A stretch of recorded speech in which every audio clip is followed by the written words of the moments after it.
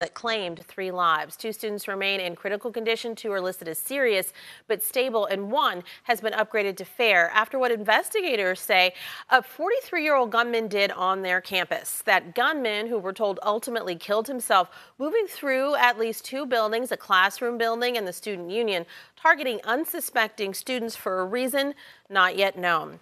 I'm joined now live by Chet Madison, the police chief at Sacramento State University, the person who would be called upon to lead an active shooter response if something like last Monday happened here. Chief, good morning to you.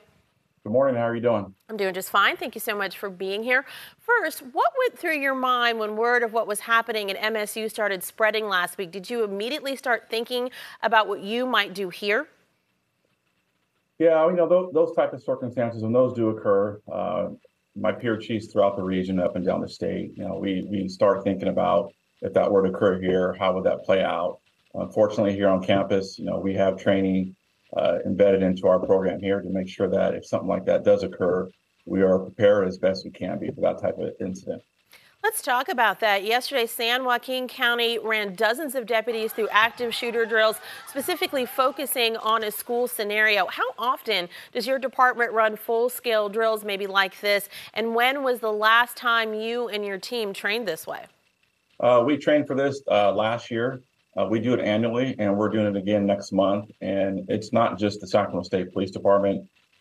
We partner with the Sacramento Sheriff's Office, the Sacramento Police Department, surrounding school districts, Elk Grove Police Department.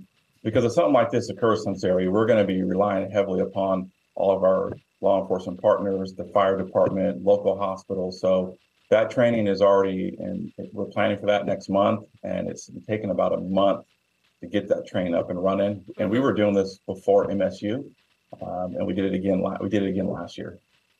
MSU Police and Public Safety really getting rave reviews for how they handled this situation on a sprawling campus, 50,000 students. Their efforts started with a campus-wide alert. I know students and parents are told about campus procedures at the beginning of the year, but they may not remember when they're soaking up so much kind of orientation information. If a dangerous situation like this was developing at Sac State, what would happen first?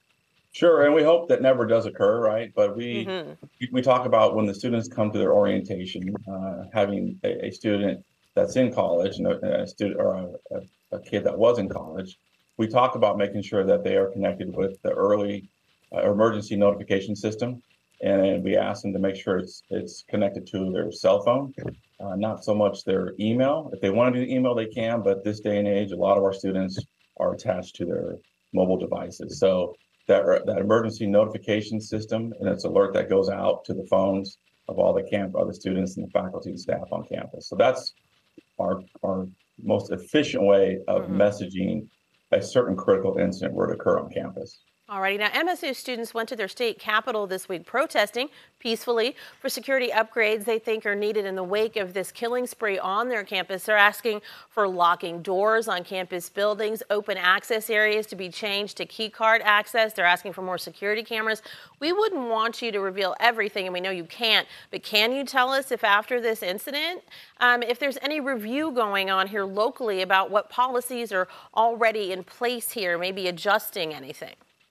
Well, obviously, like you mentioned it, I don't want to get into the details, but I do feel like we have a substantial amount of technology on campus, and with our training that we do annually, I'm comfortable that if something like that does occur, that we'll be as prepared as possible. It's hard to predict what could occur in the future, but we have a pretty robust system with respect to technology as well as our communication and partnerships with the surrounding agencies that surround Sacramento State. And I was just going to talk about that. MSU Police and Public Safety, they were able to quickly count on East Lansing Police to help them in this scenario. What kind of relationships do you have with Sac City Police and also the Sheriff's Department to come to your aid if there was a situation? Sure. Well, those relationships have to start before a critical incident occurs. And so we're comfortable. I'm comfortable. I have a relationship with the Sacramento County Sheriff, with the Sacramento City Chief of Police. And so we meet regularly, and not only those two agencies, but Folsom Police, Citrus Heights, Elk Grove, because something like this, it affects the entire region. So having those relationships with the district attorney's office, those are paramount. And so I'm comfortable in East Lansing, in Michigan. I'm sure they had those relationships. That's a large campus. It's not as large as Sac State, but Sac State is a large campus. It is.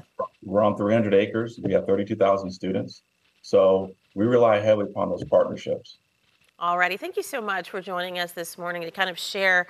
People always wonder when there's an incident, that captures the national headlines, the national attention, what would happen to us? So thank you so much for putting the community at ease to show how prepared Sac State really is. We appreciate you.